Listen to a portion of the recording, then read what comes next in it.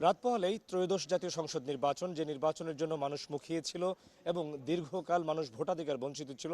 আগামীকাল সেই মাহেন্দ্রক্ষণ সকাল 7:30টা থেকে সেই ভোট গ্রহণ শুরু হবে। নির্বাচনের খবরাখবর জানাতে আমরা কক্সবাজারের পেকুয়া উপজেলায় আছি। এই আসন থেকে, অর্থাৎ কক্সবাজার 1 আসন থেকে চকরিয়া পেকুয়া যে সংসদীয় আসন, সেই সংসদীয় আসন ভালো মানের রডের থেকেও 12% অধিক শক্তিশালী। আকিজ ইস্পাত, কমিটেড টু কোয়ালিটি। থেকে বিএনপির স্থায়ী কমিটির সদস্য সালাউদ্দিন আহমেদ প্রার্থিতা করছেন ধানের শীষের পক্ষে। তার বিপক্ষে লড়ছেন জামায়াতের নবীন প্রার্থী আব্দুল্লাহ আল ফারুক।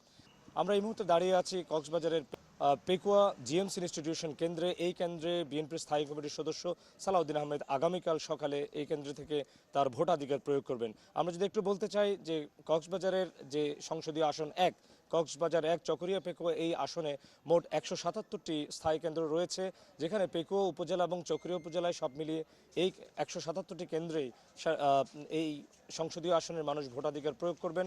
পেকুয়া উপজেলায় 7টি ইউনিয়ন রয়েছে এবং এই সবগুলো ইউনিয়নে কিন্তু 47টি কেন্দ্র রয়েছে, স্থায়ী কেন্দ্র, এবং চকরিয়ার 18টি ইউনিয়নে মোট কেন্দ্র রয়েছে 130টি। এই সব মিলিয়ে 177টি কেন্দ্রে কিন্তু চকরিয়া পেকুয়ার মানুষ তাদের ভোটাধিকার প্রয়োগ করবেন। এবং এখানকার যে আইনশৃঙ্খলা পরিস্থিতি যদি বলতে হয়, সারা দেশের মতোই 10 লক্ষ আইনশৃঙ্খলা রক্ষাকারী বাহিনীর সদস্যদের সারা দেশে মোতায়েন করা হয়েছে। আমরাও এই আসনের বিভিন্ন জায়গায় ঘুরে দেখেছি, আইনশৃঙ্খলা বাহিনীর একটা সজাগ অবস্থান রয়েছে, তারা টহলরত অবস্থায় রয়েছে।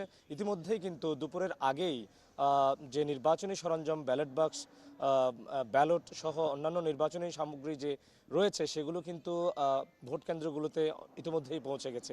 আমরা একটু আগেই বিএনপির স্থায়ী কমিটির সদস্য সালাউদ্দিন আহমেদের সঙ্গে কথা বলেছি। তিনি জানিয়েছেন এই নির্বাচন মূলত ইতিহাসের বাঁক বদলে দেবে। দীর্ঘদিন মানুষ ভোটাধিকার বঞ্চিত ছিল এবং এই নির্বাচন হবে মানুষের ভাগ্য বদলের নির্বাচন। তিনি বলেছেন, তিনিও সন্তোষ প্রকাশ করেছেন আইনশৃঙ্খলা বাহিনী কিংবা আইনশৃঙ্খলা পরিস্থিতি নিয়ে তিনি সন্তোষ প্রকাশ করেছেন। নির্বাচন কমিশনের যে ব্যবস্থাপনা, তাতে তিনি মনে করেন যে এই আসন কিংবা সারা দেশে যে নির্বাচনের পরিবেশ, সেটি এখন পর্যন্ত সন্তোষজনক বলা চলে এবং আগামীকাল মানুষ সেই ভোটাধিকার প্রয়োগ করবেন। আমরা আরেকটু যদি বলতে চাই, বিএনপির স্থায়ী কমিটির সদস্য সালাউদ্দিন আহমেদ, তিনি কিন্তু এই পেকুয়া চকরিয়া থেকে 3বারের সংসদ সদস্য নির্বাচিত হয়েছিলেন এবং জোট সরকারের সময় তিনি কিন্তু যোগাযোগ প্রতিমন্ত্রীর দায়িত্ব পালন করেছেন। এখানকার সাধারণ মানুষদের সঙ্গে আমরা বেশ কয়েকদিন ধরে কথা বলার চেষ্টা করেছি। তারা জানিয়েছেন যে জোট সরকারের সময় প্রভূত উন্নতি সাধন করেছিলেন, এলাকার উন্নয়নে কাজ করেছেন। তার দীর্ঘ 4 দশকেরও বেশি সময় ধরে তিনি মানুষের জন্য, মানুষের রাজনীতি করে যাচ্ছেন।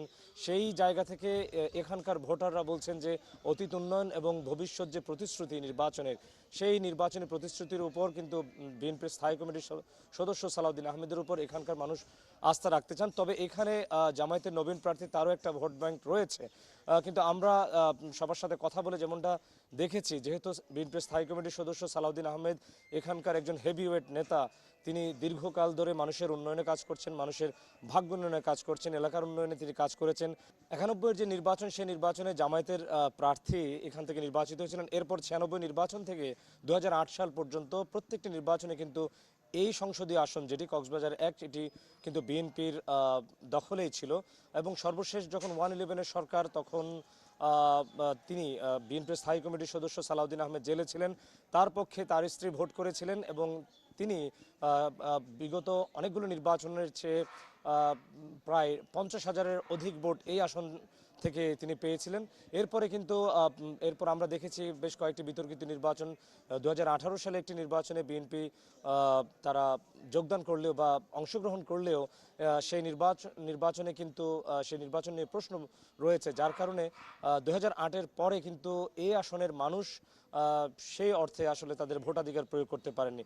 আগামীকাল বিএনপির স্থায়ী কমিটির সদস্য সালাউদ্দিন আহমেদ ঠিক এই কেন্দ্রে, যেই কেন্দ্রে আমি দাঁড়িয়ে আছি, পেকুয়া জিএমসি ইনস্টিটিউশন, এখান থেকে তিনি তার ভোটাধিকার প্রয়োগ করবেন। তো এই ছিল আমার কাছে কক্সবাজারের যে সংসদীয় আসন কক্সবাজার 1 চকরিয়া পেকুয়ার সবশেষ আপডেট।